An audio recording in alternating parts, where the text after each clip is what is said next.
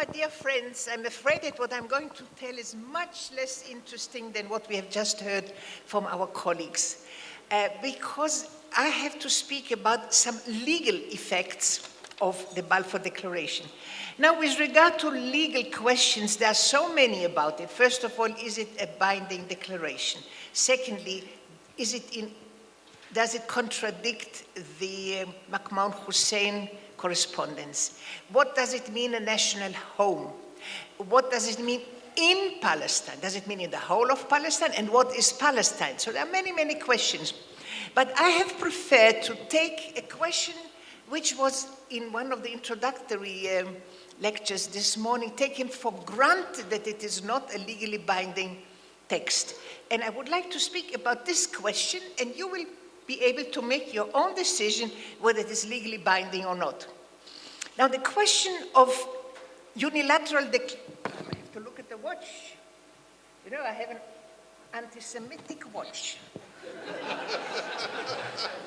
It very soon tells me stop, and then I have to fight a war of self-defense against the watch. So the question is, what is, in international law, a binding unilateral declaration? Now, we have, with regard to treaties, we have a special convention, which is called the Vienna Convention on the Law of Treaties, which gives us the answers for treaties, but we don't have a similar convention concerning unilateral declarations.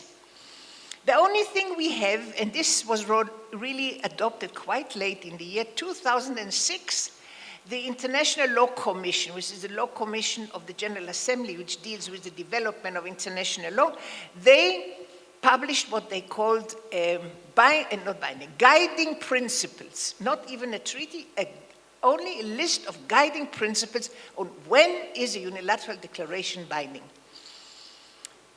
In history, we know that there are two very famous cases where unilateral declarations were considered to be legally binding. One, of course, is the one between Norway and Denmark, when in the early 30s, the foreign minister of Norway gave a certain declaration to the ambassador of Denmark, and the International Court of Justice said this declaration was binding, a unilateral declaration. Another famous case is the case of the nuclear tests of France in the Far East, in the sea near New Zealand and Australia.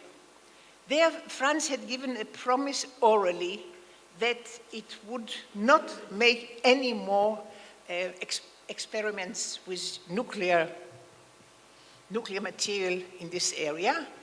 And again, the court decided that this unilateral declaration was binding.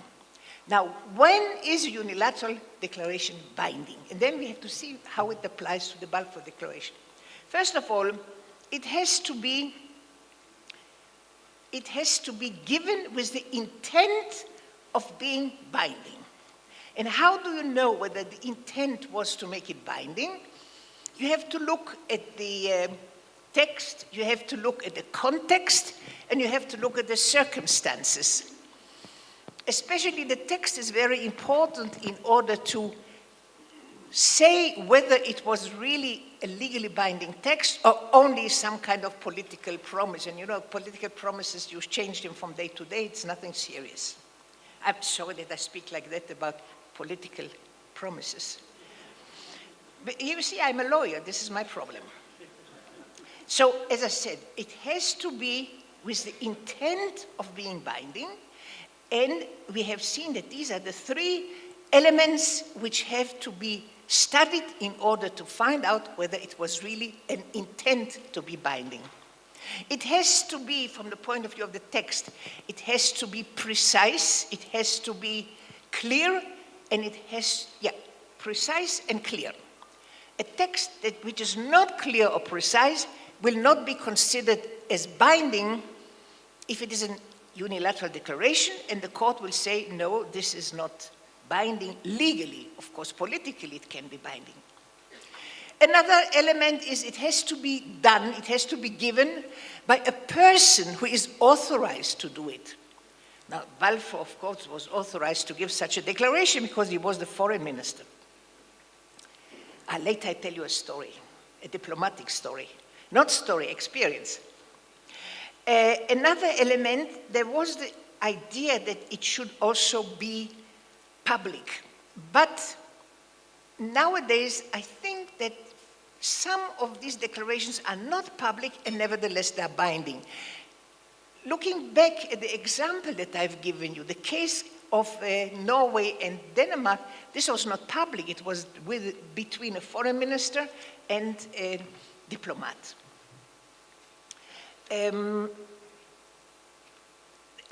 very important question, but does not relate to the Balfour Declaration, is how can you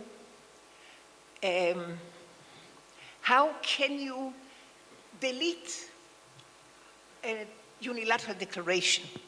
This is a big question, and of course in this matter you take a lot of analysis based on analogy with treaties. When is it fair to say that the time has come to make the person authorized to change his mind?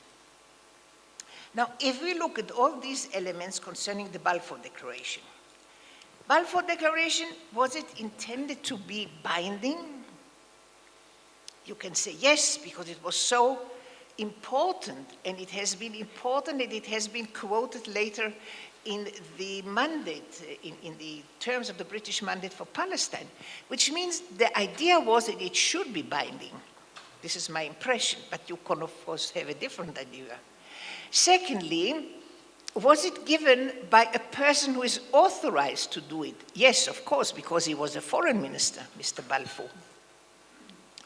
Was it precise and clear? Here I have some doubts, because they did not say what is a national home, and they did not say what is Palestine, and they did not say what is in Palestine. But on the other hand, we have just heard the quotation from Churchill at the Peel Committee, which gives the impression that this was really the meaning of those terms.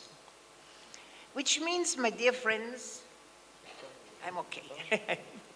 I'm okay, that we have here an important declaration which fulfills most of the conditions for being a legally binding text. And some people would say it is binding, others say it is not binding. If it is not binding, it became binding later when it was included in the terms of the British mandate for Palestine. Because here we have a legal text, an agreement. From certain points of view, it was an agreement, a treaty between Britain and the Council of the League of Nations, so that even if at the beginning there were some doubts, there was another doubt, of course, because when Britain made its declaration, it was not yet in control of Palestine. Remember, the 2nd of November, England had not yet completely conquered Palestine. But all these problems were solved practically by its inclusion in the terms of the British mandate for Palestine, and let us hope for the best.